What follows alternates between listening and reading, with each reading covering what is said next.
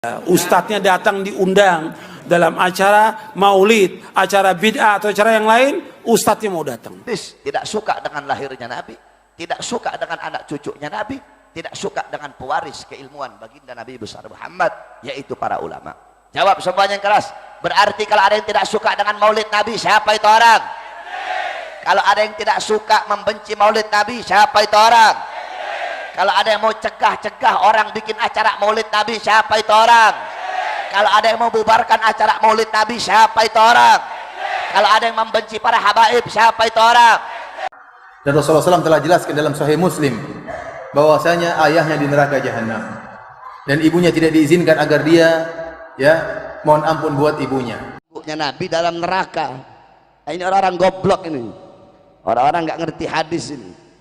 Ada satu hadis yang dimana di situ dikatakan Rasul berkata, abi finnar, ayahku dalam neraka.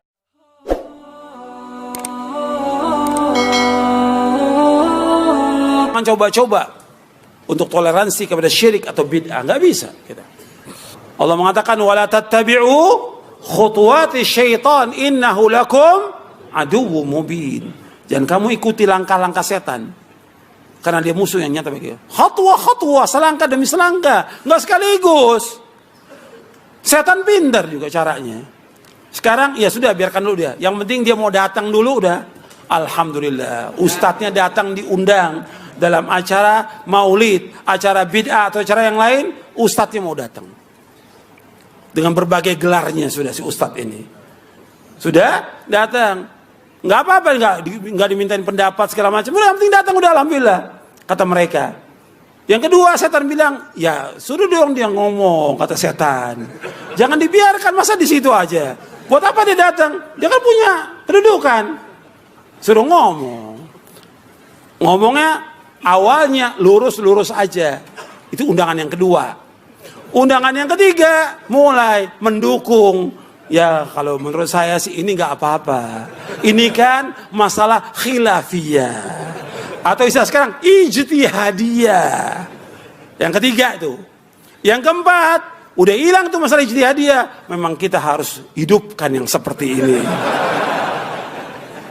Betul nggak setan seperti itu? Itu setan. Pertanyaan, ayah ibu Rasulullah di surga apa di neraka? Ini pertanyaan sering ya. Saya katakan para hadirin hadirat yang dirahmati oleh Allah Subhanahu wa taala, bahwasanya kita sangat mencintai Nabi sallallahu alaihi wasallam. Dan kita sedih apa yang disedihkan oleh Nabi sallallahu alaihi wasallam, dan kita gembira apa yang digembirakan oleh Rasulullah sallallahu alaihi wasallam. Rasulullah SAW sedih tatkala dia minta izin agar memohon ampun bagi ibunya. Allah tidak mengizinkan. Dan kalau Rasulullah SAW minta izin untuk menziarahi ibunya, maka diizinkan oleh Allah Subhanahu wa taala. Kemudian juga tatkala ada seorang bertanya kepada Nabi SAW, di mana ayahku? Kata Rasulullah SAW, ayahmu di neraka. Kemudian ini dalam Sahih Muslim, ketika orang itu sedih, kata Rasulullah SAW, inna abi wa abaka finnar. Sungguh ayahku dan ayahmu di neraka. Taib. Masalah ayah ibu Nabi di neraka atau tidak masalah yang gaib. Maka tidak boleh kita mengucapkan tentang masalah ini kecuali dengan dalil, bukan pakai perasaan.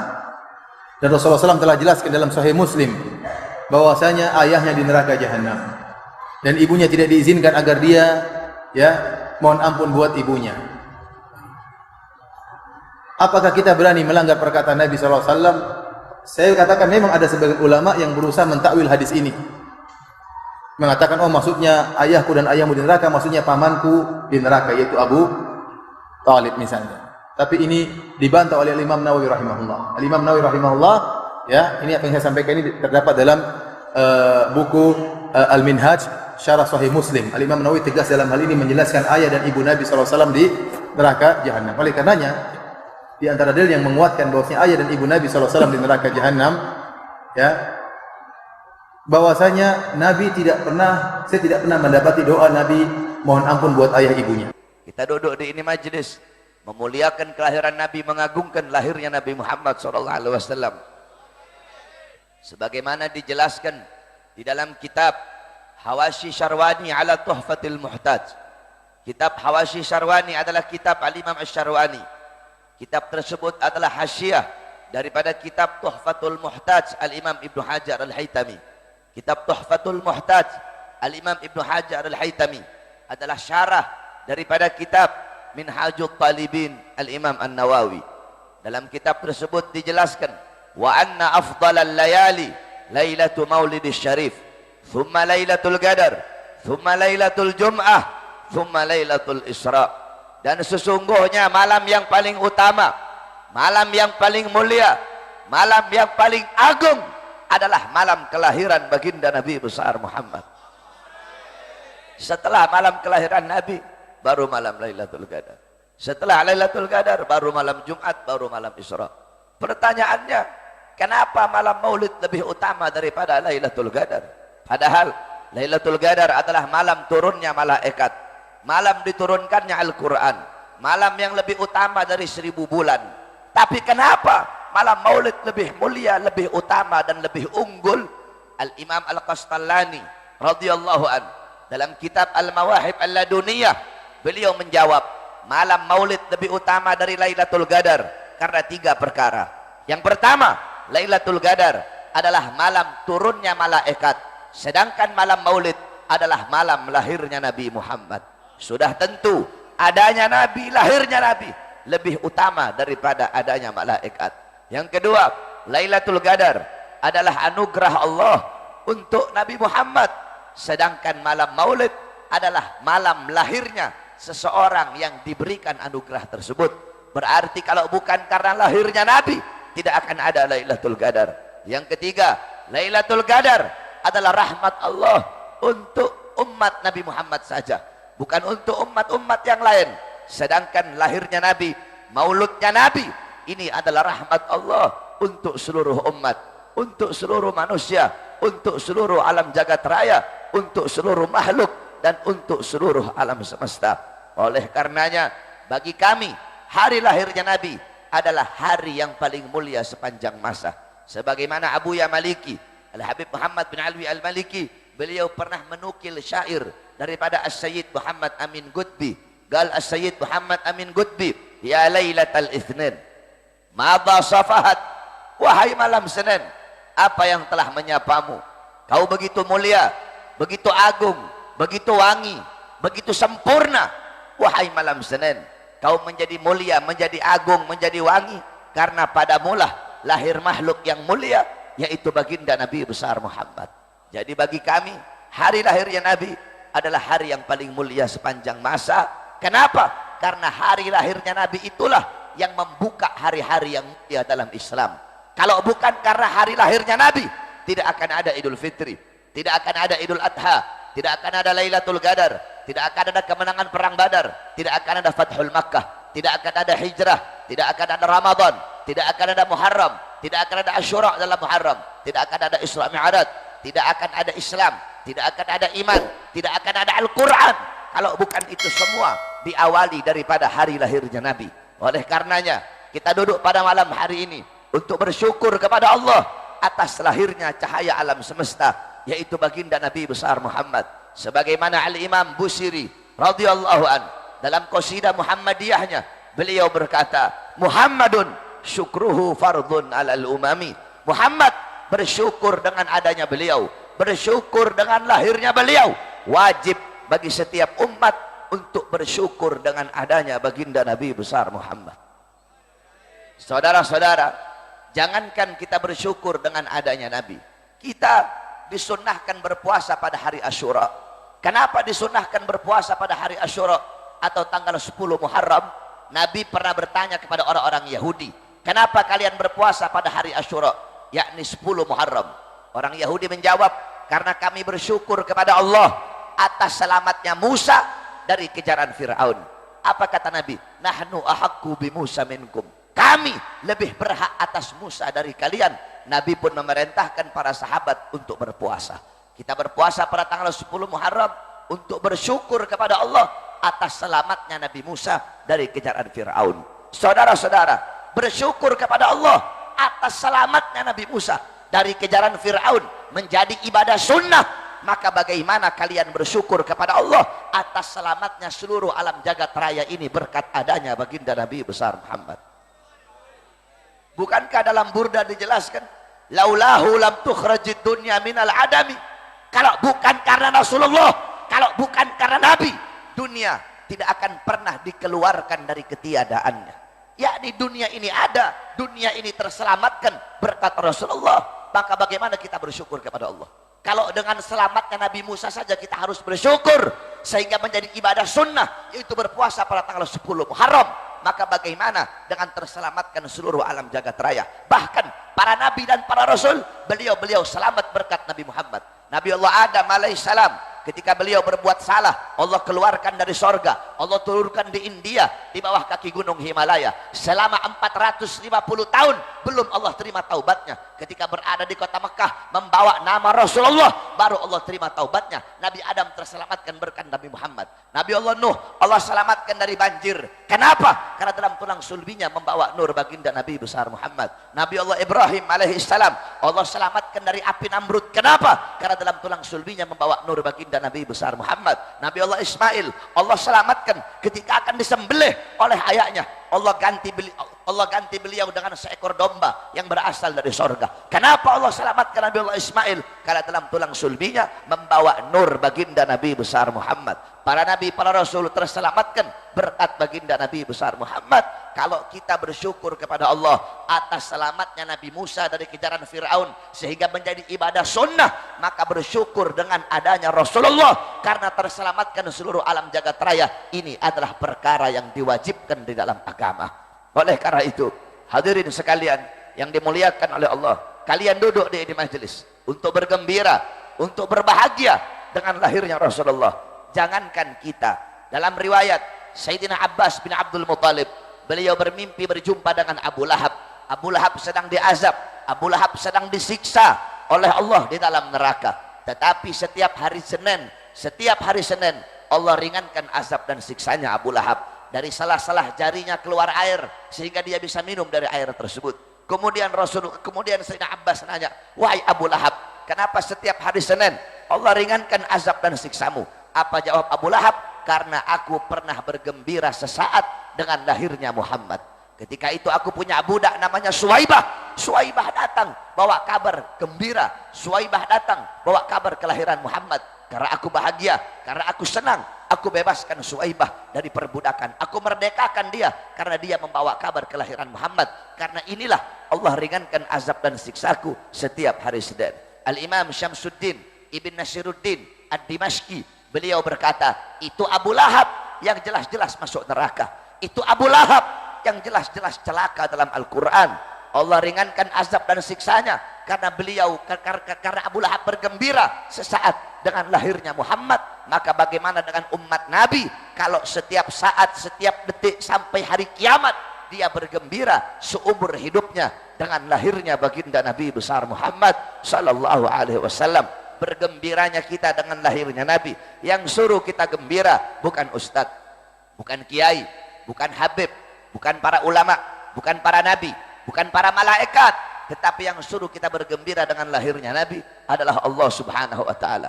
Dalam Al-Quran sering kita dengar ayat, Qul bifadlillah wa birahmati fabidzalika falyafrahu. Katakanlah, dengan karunia Allah dan dengan rahmat Allah, maka dengan karunia dan rahmat tersebut hendaklah mereka bergembira. Apa karunia Allah?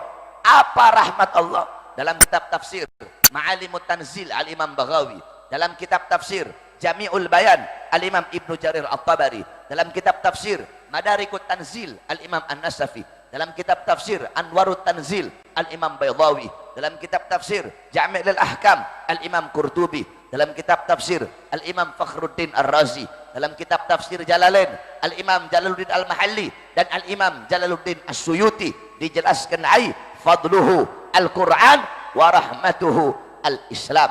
Karunia Allah adalah Al-Quran dan rahmat Allah adalah Islam. Adapun dalam kitab Ad-Dur Al-Mansur, kitab tafsir bil Ma'thur Al-Imam As-Suyuti, beliau menjelaskan bahwasanya rahmat Allah dalam ayat tersebut adalah Nabi Muhammad. Sebagaimana dalam ayat yang lain Allah berfirman, wa ma arsalnaka illa rahmatan lil alamin. Tidak aku utus engkau wahai Muhammad kecuali engkau adalah rahmat bagi seluruh alam semesta. Maka dengan adanya Al-Quran sebagai karunia Allah, dan dengan adanya Nabi Muhammad sebagai rahmat Allah, maka hendaklah mereka bergembira, hendaklah saya bergembira, hendaklah kalian bergembira dengan lahirnya rahmat Allah, yaitu baginda Nabi besar Muhammad. Saudara-saudara, di hari lahirnya Nabi, seluruh alam jagat raya bergembira. Bukan cuma penduduk bumi, penduduk langit, para bidadari-bidadari yang sudah cantik, mereka dan lebih mempercantik dirinya menyambut kelahiran Rasulullah. Para ghilman menggelar permanadi menyambut kelahiran Rasulullah. Para wildan menaburkan intan permata menyambut kelahiran Rasulullah SAW. Para malaikat beristighfar kepada Allah. Penduduk bumi, binatang-binatang, binatang yang ada di laut, yang ada di sungai, yang ada di darat, yang ada di udara. Sering kita dengar syair, rahatil atyaru tashdu fi layalil maulidi. Burung-burung amat senang, burung-burung berkicau bahagia pada malam hari kelahiran Nabi Muhammad.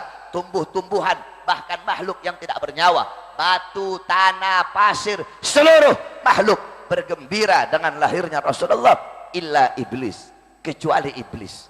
Di hari lahirnya Nabi, iblis teriak, iblis menjerit, iblis tidak rela, iblis tidak rida dengan lahirnya Rasulullah SAW. Kenapa? Karena bagi iblis Nabi Muhammad adalah musuhnya yang paling besar. Karena bagi iblis Nabi Muhammad adalah makhluk yang paling ia benci. Sehingga ketika Nabi lahir, iblis teriak, iblis menjerit, iblis tidak rela, tidak ridha dengan lahirnya Nabi Muhammad SAW. Dalam riwayat, Nabi pernah nanya sama iblis, "Hei iblis, siapa makhluk yang paling kau benci?" Apa jawab iblis? "Kamu, wahai Muhammad, makhluk yang paling aku benci kamu. Setelah aku siapa? Setelah engkau, keluargamu. Setelah engkau, anak cucumu, yaitu para habaib. Setelah anak cucuku siapa? Setelah anak cucumu, yaitu para pewaris keilmuanmu. Siapa? Yakni para ulama." Jadi iblis tidak suka dengan lahirnya Nabi, tidak suka dengan anak cucunya Nabi, tidak suka dengan pewaris keilmuan baginda Nabi besar Muhammad, yaitu para ulama. Jawab semuanya yang keras. Berarti kalau ada yang tidak suka dengan maulid Nabi, siapa itu orang?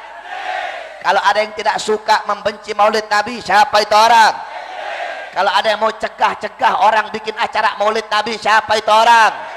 Kalau ada yang mau bubarkan acara maulid Nabi, siapa itu orang? Kalau ada yang membenci para habaib, siapa itu orang? Kalau ada yang mencaci maki para habaib, siapa itu orang? Hanya iblis yang membenci anak cucu Rasulullah SAW. Ibunya Nabi dalam neraka. Ini orang-orang goblok ini, orang-orang nggak ngerti hadis ini. Ada satu hadis yang dimana di situ dikatakan Rasul berkata, "Abi finnar," ayahku dalam neraka. Itu hadis ada dua riwayat. Pertama riwayat Hammad ibn Salamah, kedua riwayatnya Ma'mar. Ini dalam ilmu hadis ada namanya tarjih hadis. Tarjih hadis itu di antara dua hadis itu nanti dicari tahu mana yang paling rajih, mana yang paling kuat. Nah saudara-saudara, Hammad ibn Salamah menurut Al-Imam Suyuti, Al-Imam Qurtubi, sa'ahifduh, Hammad ibn Salamah itu apalannya buruk di masa tuanya, sehingga kalau ditarjih, kalau dibandingkan mana yang paling kuat, maka riwayat Ma'mar yang lebih kuat. Sedangkan riwayat Ma'mar tidak ada lafaz Nabi mengatakan ayahku dalam neraka. Saudara-saudara sekalian yang dimuliakan oleh Allah, bapak ibunya Nabi, beliau berdua adalah ahlul fitrah. Ahlul fitrah itu siapa? Ahlul fitrah itu adalah orang yang hidup di masa kekosongan daripada Nabi, orang yang hidup di masa kekosongan daripada Rasul, yang dimana dikatakan oleh Allah dalam Al-Quran, "Wa ma kunnal mu'adzibina hatta nab'atha rasula." Kami tidak akan mengazab suatu kaum, suatu golongan, sehingga kami mengutus kepada kaum dan golongan tersebut seorang Rasul. Nah, bapak ibunya Nabi hidup mereka di masa kekosongan para Nabi, kekosongan para Rasul, dan ajaran akidah yang mereka anut adalah ajaran dan akidah Ibrahim, millata Ibrahim hanifah muslimah wa ma kana minal musyrikin. Wahabi pakai kata-katanya Imam Hanafi. Loh, Imam Hanafi bilang kok dalam perkataannya, gaulnya Imam Hanafi. Apa gaulnya Imam Hanafi?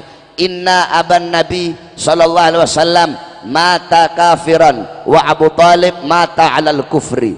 Goblok, ada satu huruf yang kamu hilangkan di situ, huruf mim, mim nafi, mim yang berarti tidak, itu dihilangkan sama mereka. Harusnya inna aban nabi ma mata, tidak mati dalam keadaan kafir, diilangin manya jadi mati dalam keadaan kafir.